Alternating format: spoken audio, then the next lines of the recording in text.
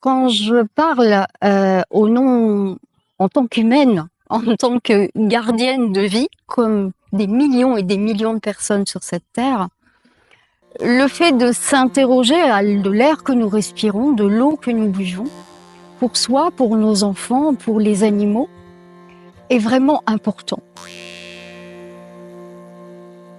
À l'heure actuelle, je vis en haute montagne, dans la région de Chamonix, en France, et c'est un lieu qui a une visibilité, en tout cas au niveau de la pollution et de l'évolution du climat, qui est fortement impactée.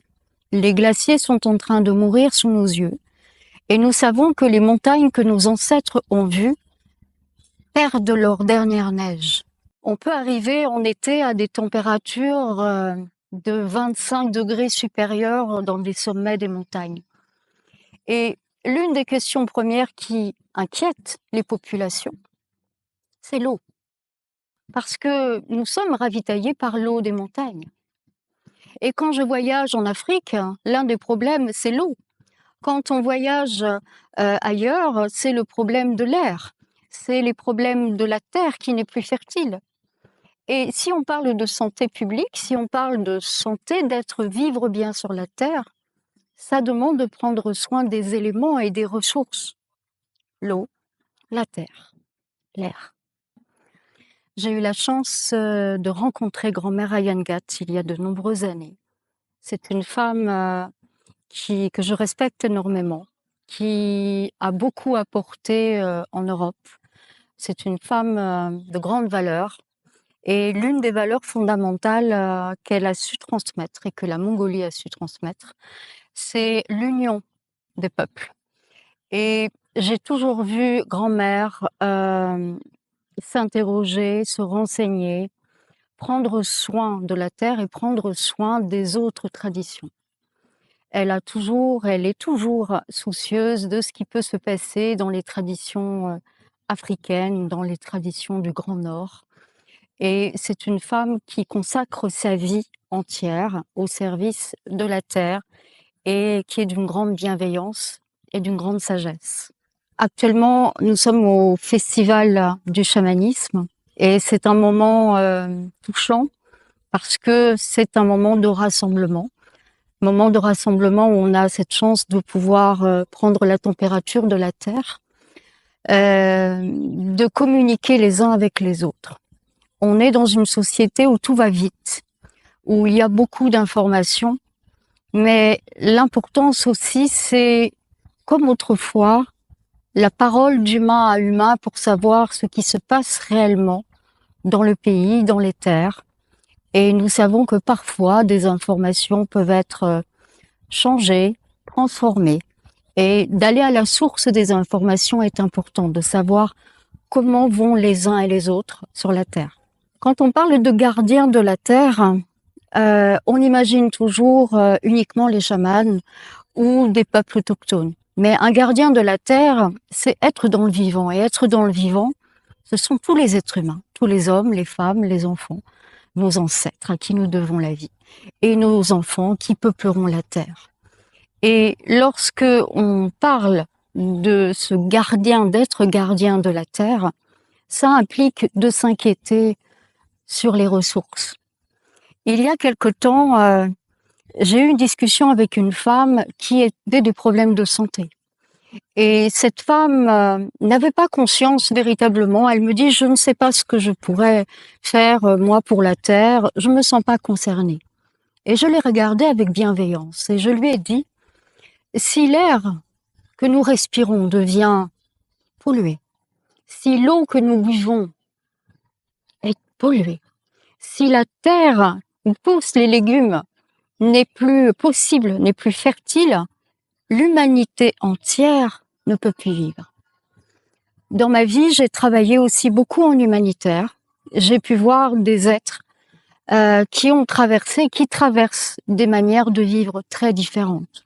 L'Afrique, avec le manque d'eau, les grandes sécheresses. Et pourtant, malgré dans ces lieux-là, on peut voir que quand les hommes s'unissent, ils peuvent faire refleurir un désert. Ils peuvent dégager des ressources nouvelles en protégeant justement les ressources premières et les valeurs premières. Je parlais tout à l'heure de cette union des peuples. Et en France, nous avons une longue histoire d'amitié avec la Mongolie.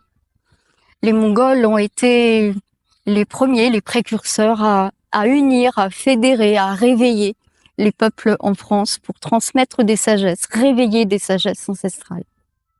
Et aujourd'hui, ce que vit la Mongolie, ce que vit l'Afrique, ce que vive l'Europe ont des racines communes. Aujourd'hui, je ne peux pas être silencieuse par rapport à ce qui se passe en Mongolie. Pour ceux qui ne le savent pas, la Mongolie est une terre nomade ancestrale. Une terre où vivent encore les derniers grands nomades, ces grands territoires libres avec sous le grand ciel bleu, avec des montagnes, des terres extraordinaires, des sources extraordinaires. Et aujourd'hui s'opposent deux mondes. La terre des ancêtres et la modernité. La modernité, parfois nous faisons le choix de la richesse, de profiter, de prendre les ressources de la terre, de manger plus qu'on en a besoin, sans se préoccuper de ce que nous allons léguer et laisser à nos enfants. Et à l'heure actuelle, la Mongolie vit un grand cri, une grande souffrance.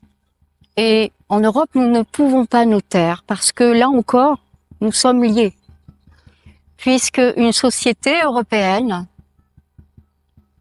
arrive sur les terres mongoles, alors certes avec des accords de politique, mais au-delà de ça, on vient utiliser les ressources d'une terre lointaine pour nos propres besoins, sans se soucier de ce qu'il arrive ailleurs. Alors, certains diront, oui, ça s'est déjà fait, on a déjà utilisé des ressources ailleurs, et puis voilà. Sauf que il y a une chose que l'humain devrait apprendre. Ce qui se passe à un bout de la Terre touche l'ensemble de la Terre. Si nos amis mongols ont un air pollué, nous respirons le même air. Si l'eau de la Mongolie est polluée, la Terre entière n'aura pas d'eau. Dans une vision ancestrale, on parle de la terre-mère comme son corps. Et nous venons au monde sur une terre qui est notre mère. Cette mère, elle a des volumes, des formes, elle a des montagnes, mais en elle, ses veines, ce sont les rivières, ce sont les sources. Et sans ces sources, la terre meurt. Et je ne veux pas imaginer de rester silencieuse face à ce qui se passe en Mongolie à l'heure actuelle. Et c'est pour cette raison que je soutiens l'ensemble des associations que dirigent et qui sont unies en tout cas auprès de grand-mère Ayangat et du peuple mongol pour trouver ensemble des solutions, mettre des lois sur l'eau, parce que sans cette loi de préservation de l'eau, nous n'avons pas d'avenir. Et il y a une phrase qui m'a beaucoup touchée d'Antonio Guterres, qui est le président des Nations Unies, en disant que si nous ne réagissons pas à l'heure actuelle sur la Terre, sur les ressources premières, eh bien l'humanité est en train de se laisser mourir. Et donc, l'eau, c'est la vie, et je veux garder espoir que chaque être humain se réveille et se mettre en route vers le vivant, se mettre en route en tant que gardien de la Terre et fasse respecter les ressources, l'eau, la terre, l'air. Voilà. Humblement, j'espère que chacun de vous qui entendra ce message sera touché. Alors, je ne suis pas une femme extraordinaire avec un rayonnement de paroles qui peut toucher la terre entière, mais je crois fermement que si chaque être humain réagit et se donne la main, eh bien, nos voix peuvent se faire entendre.